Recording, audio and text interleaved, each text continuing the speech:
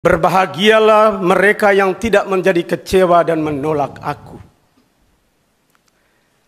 Romo, para suster, ibu bapak, saudara-saudari umat beriman sekalian yang terkasih dalam Kristus. Cerita tentang Yesus akhirnya tiba juga di Nazaret, kampung halamannya. Sejak lama Nazaret dikejutkan oleh gempar publikasi tentang Yesus. Anak kampung itu dikabarkan tampil sebagai putra Allah dengan karisma luar biasa. Publik Nazaret juga mendengar selentingan kabar bahwa Yesus banyak berdiskusi tentang agama, politik, budaya, moralitas dengan tokoh-tokoh besar di metropolitan Yerusalem. Opini-opininya cerdas, membelah wacana metropolitan. Hari ini Yesus mudik, pulang kampung. Yesus bertemu dengan orang-orang tua yang melihat perkembangannya di masa kecil. Dia bertemu dengan teman-teman bermainnya. Dan ketika masuk sinagoga, dia tampil membaca kitab suci dari kitab Yesaya. Penampilannya memukau. Orang-orang berdecak kagum. Tapi kemudian lahir pertanyaan, bukankah dia ini anak Yusuf? Bukankah ibunya bernama Maria? Bukankah saudara-saudaranya ada di sini bersama kita? Publik Nazaret tidak bisa menerima kenyataan bahwa kampung halaman mereka mendapat kehormatan untuk melahirkan seorang nabi. Nabi tidak lahir di Nazaret. Nabi terlalu terhormat untuk dilahirkan di Nazaret. Ada apa dengan Nazaret? Kalau Anda berasal dari Nazaret, Anda pasti berharap mudah-mudahan ada tempat lain di bumi ini yang lebih terpencil, yang membosankan, yang domba-dombanya pun merasa malu pulang ke kandang. Begitu Nazaret sering digambarkan, terbelakang. Orang Nazaret juga tidak bisa menerima kenyataan bahwa Nabi hadir dalam sosok yang terlalu lemah, miskin, sepele. Mana ada nabi datang dari kelas pekerja, strata terbawa dalam struktur masyarakat Yahudi. Mana ada nabi datang dari kelas abangan. Yesus menanggapi penolakan atas dirinya dengan kata-kata, tidak ada nabi dihormati di tempat asalnya. Tapi dia memberi peringatan kepada mereka semua. Allah hanya memperlihatkan kekuasaannya kepada orang-orang yang percaya. Dan Yesus memberi dua contoh. Pada zaman Elia, ketika langit tertutup selama 1 tahun 6 bulan, dan kelaparan menyerbu seluruh negeri itu, ada banyak janda di Israel. Tetapi Tuhan hanya bekerja melalui Elia, bukan kepada salah satu dari antara janda di Israel itu, tetapi kepada janda di Safat, di tanah Sidon. Dan pada zaman Nabi Elisa, ada banyak orang kusta di Israel. Tapi tidak satupun dari antara mereka yang disembuhkan selain Naaman, orang Syria itu. Saudara-saudara terkasih, Nazaret hanya pertama tapi bukan satu-satunya yang menolak Yesus. Dewasa ini penolak terhadap Yesus semakin gencar, terbuka dan membabi buta. Coba nonton YouTube, nonton TikTok.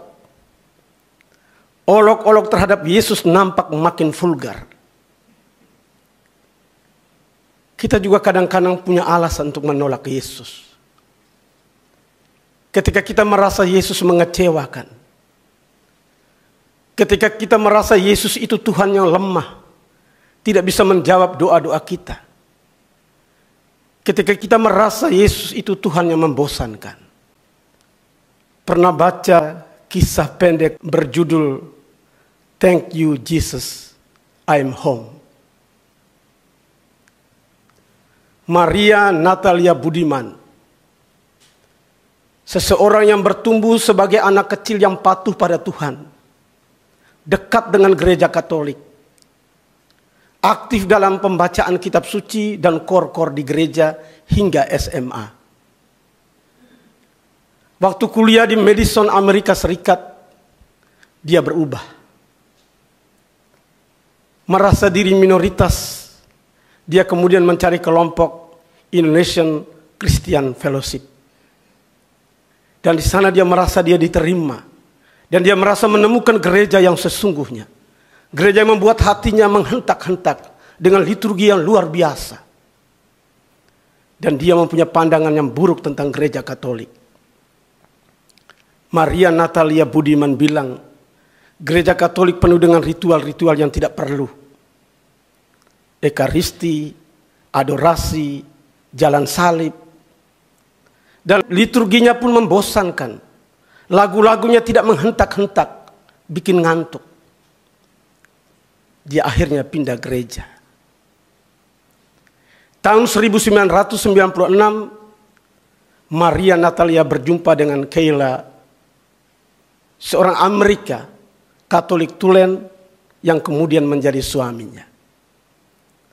Sejak itu dia bergumul dengan gereja Katolik. Dia bertanya-tanya dalam hati, Tuhan seperti apa yang saya cari? Gereja seperti apa yang saya rindukan?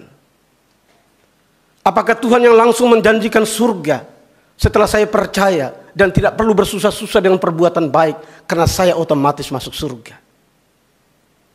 Apakah liturgi yang menghentak-hentak yang akan menyelamatkan saya?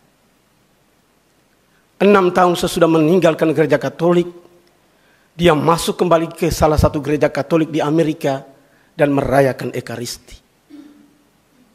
Waktu imam mengangkat hostia dan mengatakan, inilah Yesus Kristus anak domba Allah yang menghapus dosa dunia.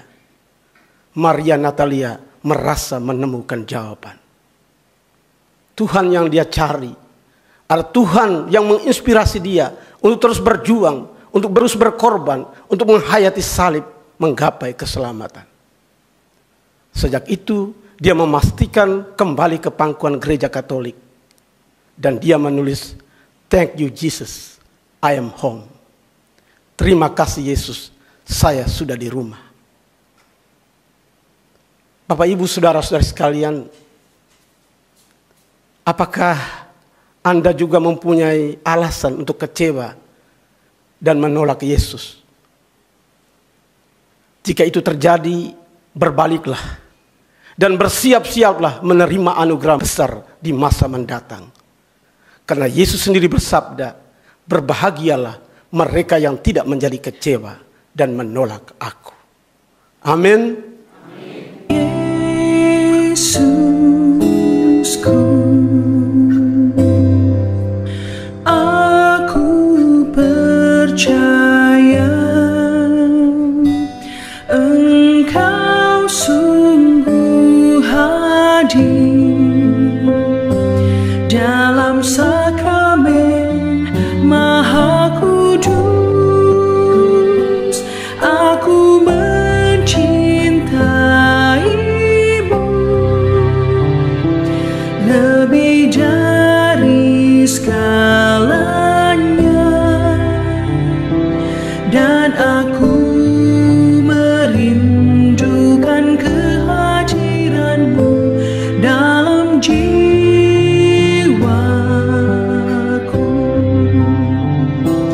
Karena sekarang aku tak dapat menyambutmu dalam sakramen Ekaristi. Datanglah sekurang-kurangnya secara rohani ke dalam hatiku.